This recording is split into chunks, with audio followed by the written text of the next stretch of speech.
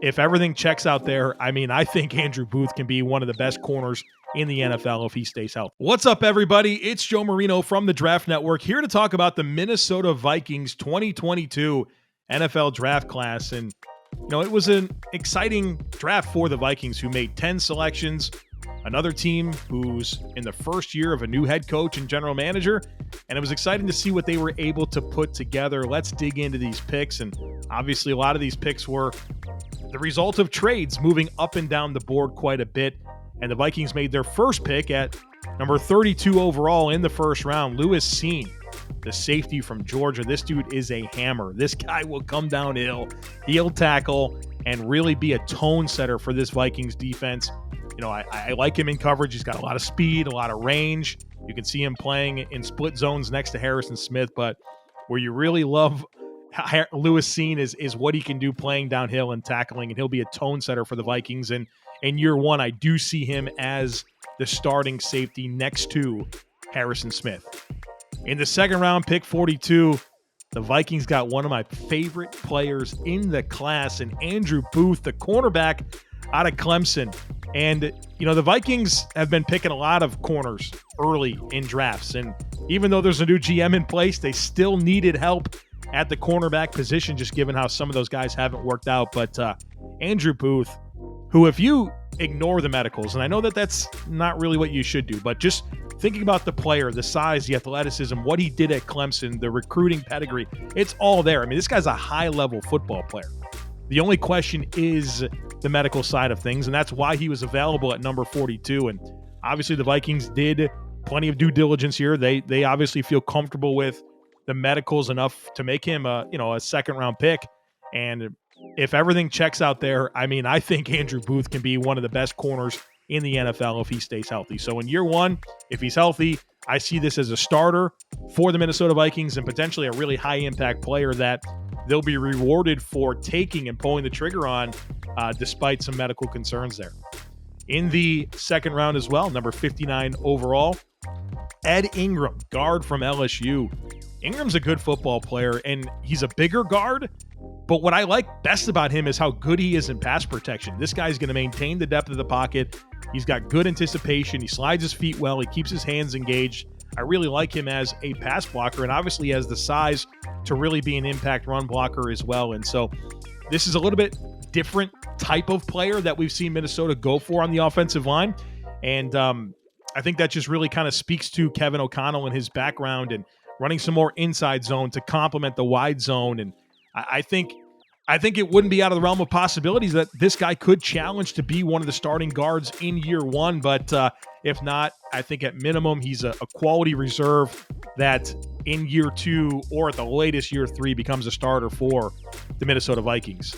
In the third round, pick 66, Brian ASAMOAH, the linebacker from Oklahoma.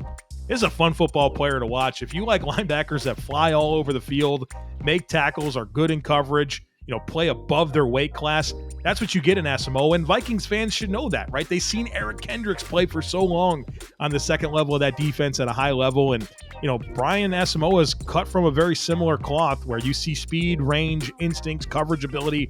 And that's what you need to be able to do in the NFL these days. You have to be able to play in space and run and cover.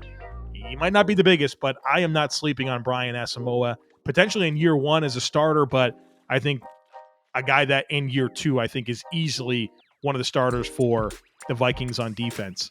In the fourth round, pick 118, another corner, AKAYLEB Evans out of Missouri. And what's interesting about Evans is I think he's a nice contrast to what they were able to get earlier in Booth, where in Booth, you see a guy that thrives in man coverage, has great ball skills, he tackles. With Evans, you have a guy that's more of a press corner that profiles well to zone, but still gives you length and tackling ability. And he transferred up from Tulsa and went to Missouri and showed that he belonged in the SEC and played well. And so I like the trajectory of Evans. And in year one, I think he'll provide quality depth and help on special teams. And he does have the makeup of a developmental starter. In the fifth round, pick 165, ESEZI OTOMEWO out of Minnesota, defensive end. Really toolsy football player. You know, we always talk about the other Minnesota edge player, but don't sleep on ESEZI, who showcased a lot of ability. And a bit slept on, and it felt like because this edge class was so good, some of the more toolsy players that you would anticipate maybe going a little bit higher, they fell just because there were so many great players. And I think that's to the benefit of the Minnesota Vikings, who got a really toolsy guy here in the middle rounds. And so I think in year one, he's a developmental player, which really kind of fits into a nice little pool of developmental players, a rotational type player that they've drafted over the last couple of years. But don't sleep on him becoming a really impact player for this rotation and commanding more and more snaps as the years go on. In the 5th round, number 169, Ty Chandler, running back, North Carolina. And Ty Chandler, one of my favorite running back prospects in the class, a lot of production at Tennessee, and then he went to North Carolina and produced even more as value as a kick returner, good speed, can catch a football out of the backfield, and really profiles well to a zone rushing offense. And so, you know, Alexander Madison's an expiring contract there with the Vikings, and maybe Ty Chandler can be the RB2 for the Vikings after this season. But in year one, I think he's RB3, gives you some value on special teams. But again, I think he can be the number 2 back in Minnesota after this season. Round 6, 184 overall, VEDERIAN LOWE, tackle out of Illinois. Again, another player that you love the tools. He's got great length and good athleticism, and you typically don't see offensive tackles with good length and feet and movement skills available this late in the draft. But again, the offensive tackle class was really good this year, and that pushed him down. And like I said earlier with the edge player, I think this is another example of the Vikings being patient and landing a really toolsy guy that, you know, in year one is probably a swing tackle, a backup. But, you know, in time, can this be a starter? Maybe. But at a minimum, I think the Vikings have a really quality swing tackle for the next several seasons. And we obviously know that Christian Darrisaw and Brian O'Neill are the tackle pairing for the Vikings. So there might not be a clear path for him getting on the field. But if he provides depth behind both of those players, who, you know, we know Darrisaw had his own injuries that he dealt with last year, Lowe can provide very high quality depth. Moving on to the 6th round, pick 191, JALEN NAILOR, wide receiver out of Michigan State. And, you know, we know how good the top 2 receivers, Adam Thielen and Justin Jefferson, are for the Vikings, but I think there's a lot of opportunity behind them for players to step in and fill roles. And there's some established players that are coming back, but when you think about the future of the position and having more developmental appeal in terms of young receivers, you can understand why the Vikings made at least one selection at the position. And so in year one, you know, he's probably a lower player on the depth chart that might get a few targets, maybe help on special teams, but don't sleep on him developing into a guy that can be a top 3 or 4 option potentially for this passing game in time.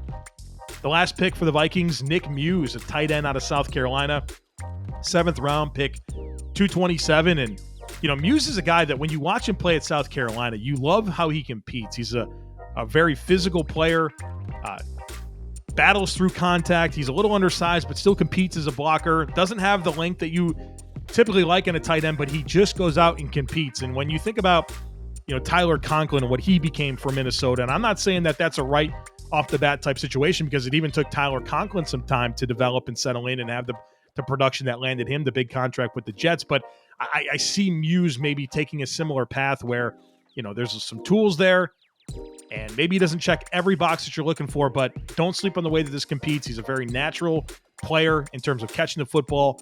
And, you know, I think in year one, he's probably a tight end 3 that helps on special teams, but I could see him climbing the depth chart in time and commanding a role in this offense. So what did you think of the Minnesota Vikings 2022 NFL draft class? Leave us a comment here. Let us know your thoughts, and make sure you like this video. And of course, stay tuned to the Draft Network for all of your NFL draft, and college football coverage.